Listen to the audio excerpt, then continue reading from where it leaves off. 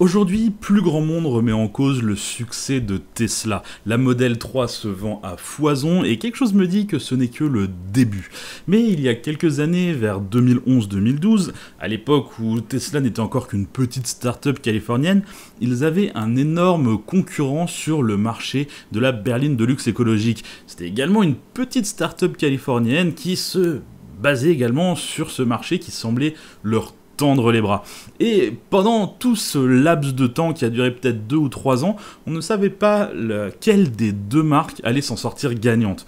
Aujourd'hui, on sait bien que c'est Tesla qui a gagné, c'est pourquoi je parle de la faillite de Fisker. Mais avant tout cela, vous savez que j'étais en Lituanie dernièrement. Bon, ceux qui me suivent sur Instagram le savent parce que j'en avais parlé et j'avais fait quelques stories à ce moment-là. Mais en fait, j'ai été rencontrer les mecs derrière Car Vertical. Ils ont leur bureau à Vilnius, la capitale de la Lituanie, et c'était vraiment très cool. On a discuté de plein de choses et on s'est dit que ça serait super intéressant de vous proposer chaque mois de parler d'un rapport Car Vertical de la communauté, d'un de vos rapports. Donc moi, ce que je vous propose, c'est de répondre aux commentaires qui est épinglé juste en dessous avec votre plaque d'immatriculation française ou votre numéro de châssis si la voiture est immatriculée à l'étranger. Comme ça, nous, on choisira quelques rapports au hasard parmi ceux-là, et dans ma prochaine sponsor Car Vertical, je détaillerai un petit peu ce rapport qui sera un des vôtres. Et si ça vous plaît, je pense qu'on fera ça de temps en temps parce que ça me plaît de pouvoir vous proposer des vrais rapports de la communauté de temps en temps.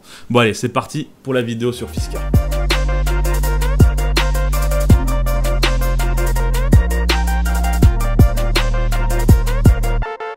Fisker, une marque que certains d'entre vous ont sûrement oubliée, ou peut-être que vous n'en avez même jamais entendu parler.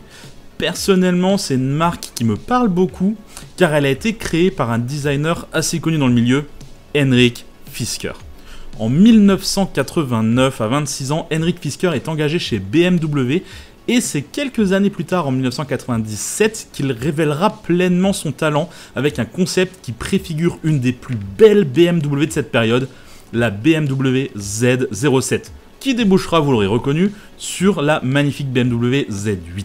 Les proportions sont superbes, le design est à la fois inspiré de la 507 des années 60, mais résolument ancré dans son époque.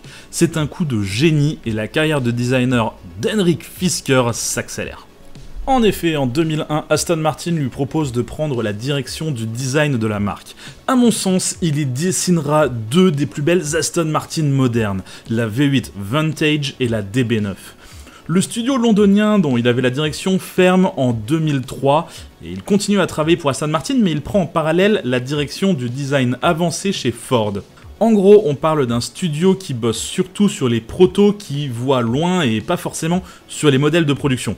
Cela dit, malgré une position hyper confortable de directeur designer d'une marque de voitures de sport anglaise et directeur d'un studio de design avancé dans une des plus grosses marques automobiles du monde, Henrik Fisker voit plus grand, bien plus grand.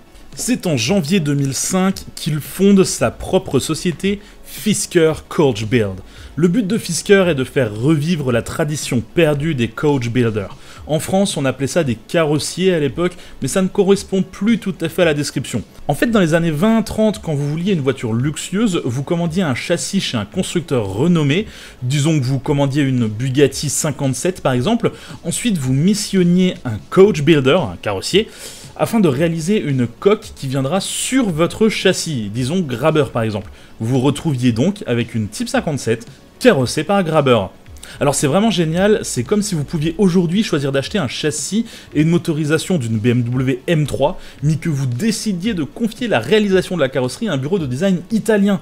Vous vous retrouviez avec une voiture unique et exactement à vos spécifications, bien plus personnalisée que ce qui se fait maintenant. Alors forcément, cette façon de faire ne séduisait plus grand monde dans les années 50 quand les constructeurs ont réalisé qu'il était bien plus intéressant financièrement de vendre une voiture complète. Et le concept a totalement disparu quand les constructeurs ont commencé à faire des véhicules à châssis autoportant. Forcément, si le châssis et la carrosserie ne font plus qu'un, on ne peut plus vraiment vendre que le châssis. Il reste tout de même une industrie où ça fonctionne encore un peu de cette façon, et c'est une industrie que je connais bien puisque j'y ai travaillé, c'est le monde du camping-car. Encore aujourd'hui, on achète un châssis chez un constructeur et on peut y mettre la carrosserie et l'aménagement qu'on désire. Mais du coup, Henrik Fisker, il fait quoi concrètement, puisqu'on vient d'expliquer que dans le monde de l'automobile, c'est plus vraiment possible à cause des châssis autoportants? Eh bien, il propose des redesigns de modèles existants. Disons que vous adorez la BMW série 6, mais que le design de Chris Bangle ne vous convient pas. Eh bien, Fisker Coach Build vous propose la Fisker Latigo CS. C'est une BMW M6 recarrossée par Fisker lui-même. Alors, Fisker comptait en produire 150, cela dit, ils n'en ont vendu que une. Ouais, ils en ont vendu une seule, donc ça fait uniquement 2 véhicules au monde si on prend également le prototype. Bon, il avait également réalisé une Mercedes SL recarrossée qu'il avait appelée la Tramonto, et celle-ci s'est vendue à 15 exemplaires. Elle était également limitée à 150 à la base, mais ils n'en ont vendu que 15. Donc en tout, Fisker Coach Build a vendu 16 voitures. C'est un cuisant échec, mais Henrik Fisker ne veut pas s'arrêter là-dessus. Hors de question. Il décide que Fisker sera un constructeur automobile à part entière. C'est la création de Fisker Automotive en 2007. Il faut absolument prendre le temps de se remettre dans le contexte de l'époque. Tesla Motors a alors à peine 3 ans. Cela fait un peu plus d'1 an qu'il propose une petite sportive électrique basée sur un châssis de Lotus Elise, la Tesla Roadster, première du nom. À cette époque, Elon Musk voit déjà grand, mais Tesla est encore petit. La Model S ne sera présentée que 2 ans plus tard en 2009 et elle sortira d'usine 5 ans plus tard en 2012. Donc quand Fisker se lance dans l'aventure, il est loin d'être en retard et il est un concurrent tout à fait sérieux face à Tesla. Il a un énorme avantage, il vient du milieu de l'automobile. Il est designer pro, il a bossé chez BMW, chez Aston Martin, chez Ford, il connaît son job, il a les contacts. Tout porte à croire que Fisker pourrait ne faire qu'une bouchée de Tesla. Et par conséquent, il arrive à convaincre et est suivi par un investisseur italien qui lui octroie un prêt de 5 millions de dollars pour lancer l'entreprise. Cette somme permet à Fisker de produire un prototype de la Karma, une berline hybride motorisée par un 4 cylindres GM à l'avant et 2 moteurs électriques à l'arrière. Ça donne 400 chevaux pour cette voiture. Ce prototype est présenté lors du salon de Détroit de 2008 et elle suscite pas mal d'intérêt grâce à son prix de vente d'un peu plus de 100 000 $, ce qui semblait plutôt bon marché pour une berline luxueuse hybride à cette époque-là. Bon, les 5 millions de dollars de l'investisseur italien étant engloutis par le prototype, il fallait beaucoup plus d'argent pour pouvoir lancer la production en série du véhicule. Mais heureusement pour Fisker, le gouvernement américain croit dur comme fer en son projet et lui proposeront un prêt de 528 millions de dollars. Grâce à cette somme, le tout nouveau constructeur peut acheter sa toute première usine aux US, une ancienne usine GM dans le Delaware. Mais cette usine ne pourrait être opérationnelle qu'en 2012, donc la Karma est produite d'abord en Finlande, dans l'usine de Valmet Automotive, qui n'est autre qu'une ancienne usine Saab. Tout est lié, mes amis. Bon, si Fisker avait grand besoin d'une énorme usine aux USA, c'est parce que la marque avait de grandes ambitions à cette époque. On a tendance à se rappeler de la Karma, mais beaucoup moins des autres modèles qui devaient sortir à l'époque. Par exemple, qui se rappelle de cette très jolie Fisker Sunset présentée au Salon de Genève en 2009 ? Elle a presque des airs de Lexus LC500, vous ne trouvez pas ? Ou encore cette Fisker Surf présentée à Francfort en 2011 et qui préfigurait une Karma Break. Et bien sûr en 2012 à New York, la Fisker Atlantic, qui était une version plus petite de la Karma. Un peu comme une Model 3 par rapport à une Model S finalement. La Karma sort en 2011, donc 1 an environ avant la Model S. Et à l'époque, tout le monde se demande laquelle des deux marques va survivre. Et pour être honnête, beaucoup pensent que c'est Fisker, car déjà leur berline sort 1 an avant la Model S. Ensuite, ils semblent avoir une belle vision de l'avenir avec les différents concepts qui sont pratiquement prêts à être produits en série. Et surtout, ils proposent une voiture hybride et non pas électrique. En 2021, il y a encore une majorité de personnes réfractaires à l'électrique, donc imaginez 10 ans plus tôt, dans un monde où les superchargeurs ne sont qu'une lointaine utopie. En fait, personne n'y croit à cette époque. Mais malheureusement pour Fisker, la Karma n'est pas une très bonne voiture. Le problème principal de cette voiture, c'est qu'elle est conçue par un designer. Une voiture, ça doit être conçu par un ingénieur et dessiné par un designer. Si on n'a que un ingénieur, on peut se retrouver avec une voiture très bien conçue, mais vraiment pas sexy. Et si on n'a qu'un designer, on se retrouve avec une voiture très sexy, mais affreusement mal conçue.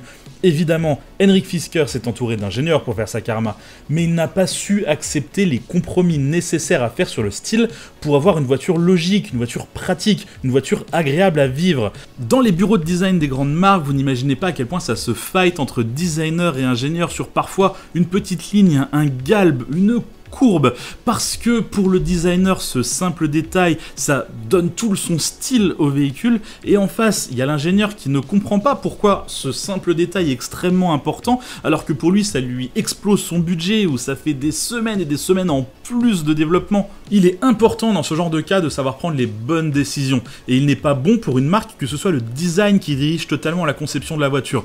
Je vous rappelle que Henrik Fisker est non seulement le directeur de la marque, mais également le directeur de design de sa propre marque. Vous imaginez bien qu'il n'a accepté de faire que très peu de compromis sur le design pour cette voiture. On se retrouve donc avec des aberrations directement dans les proportions même de la voiture.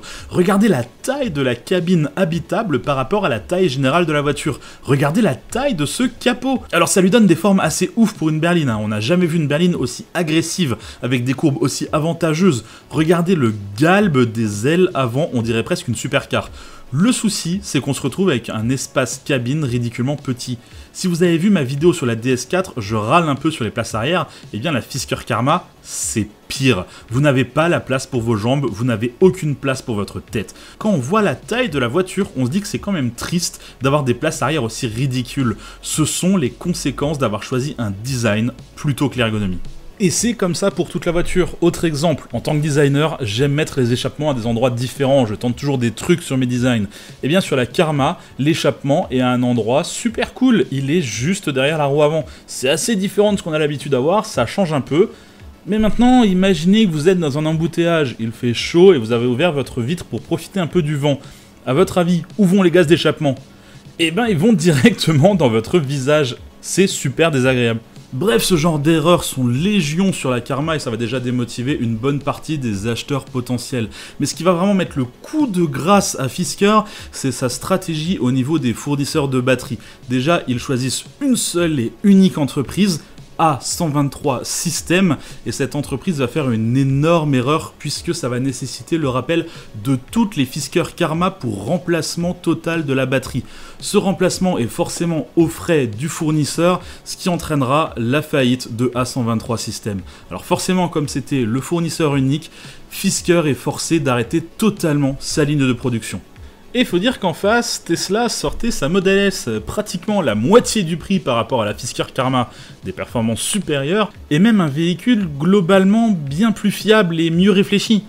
Dès fin 2012, l'argent vint à manquer, surtout que le gouvernement US les a lâchés puisqu'ils ont senti que Fisker n'allait plus faire long feu. Tel un capitaine qui abandonne son navire grâce au premier bateau de sauvetage, Henrik Fisker quitte son poste en mars 2013 suite à des différentes opinions sur la direction que la société devait prendre. Puis peu après, toute la direction lâche l'affaire, en quelques mois 75% des effectifs sont renvoyés ou partis par eux-mêmes, et en octobre 2013, il ne reste plus que 40 employés. Enfin, en novembre 2013, c'est la faillite pure et simple de Fisker Automotive. L'entreprise est donc liquidée au cours de l'année suivante, Henrik Fisker va simplement récupérer son nom. Le reste sera vendu pour 150 millions de dollars à Wanxiang Group, un équipementier automobile chinois. Le même équipementier qui a racheté l'année précédente A123 Systems, le fournisseur de batteries en faillite, pour 256 millions de dollars. C'est assez intelligent de leur part, puisqu'ils sont eux-mêmes équipementiers automobiles. En ayant le fournisseur de batteries et le constructeur automobile, ils maîtrisent toute la chaîne de production. Ils doivent changer de nom, puisqu'ils ne peuvent plus s'appeler Fisker, mais ça ne pose pas problème, autant l'appeler Karma. Et le modèle portera le nom de Revero. Dès 2016, ils relancent les ventes de la Karma Revero avec très peu de changements. Ils ont changé les logos et les revêtements intérieurs, mais sinon globalement c'est le même véhicule. Pour avoir un vrai changement, il faut attendre 2020 pour la sortie de la version Revero GT, qui passe de 400 à 536 chevaux, grâce notamment au passage sur un 3 cylindres BMW pour la partie thermique. C'est le même moteur que la BMW i8. Et des moteurs électriques revus. On obtient donc un 0 à 100 en 4,5 secondes, ce qui est en fait pas mal du tout. Alors le design est mis à jour, ils ont relocalisé les échappements, ils ont réglé quelques soucis d'autonomie, ils ont changé l'interface, bref, ils ont fait un bon boulot, tout en gardant l'esthétique générale du véhicule. Bon, l'ambition de Karma est désormais de sortir une version moins chère et toute électrique de la Revero, qui portera le nom de Revero GS6. Pour l'instant, Karma ne vend pas ici en Europe, mais il compte entrer sur le marché fin 2021 ou courant 2022. Bon, on est fin 2021 et ils n'ont pas l'air trop de communiquer là-dessus, donc on va peut-être plutôt compter sur 2022. Hein. Mais Henrik Fisker dans tout ça, il a fait quoi après avoir quitté le navire en 2013 ? Eh bien, il a relancé une boîte qui s'appelle Fisker Incorporated et qui fait des voitures électriques et il veut concurrencer Tesla. En gros, Henrik Fisker refait à peu de choses près la même chose qu'en 2011, sauf que désormais Tesla est énorme. Alors, il a présenté le concept Fisker eMotion, une berline électrique qui devrait être vendue dans les 130 000 $, et le Fisker Ocean, un petit SUV électrique qui devrait être vendu dans les 40 000 $. Par la suite, un pick-up nommé Alaska devrait également voir le jour. Donc aujourd'hui, Fisker Inc. est surtout une autre de ces nombreuses entreprises qui tentent de s'imposer sur le marché du SUV électrique. Comment ils vont tirer leur épingle du jeu ? Honnêtement, j'en sais rien et j'ai l'impression que eux ne le savent pas non plus. Quoi qu'il en soit, je vais suivre avec énormément d'intérêt que ce soit Karma ou Fisker pour voir ce que ces nouvelles marques vont devenir. Merci d'avoir suivi cette vidéo jusqu'au bout. Comme d'habitude, je vous invite à en regarder d'autres et à vous abonner si ce n'est pas déjà fait. Allez, bye bye.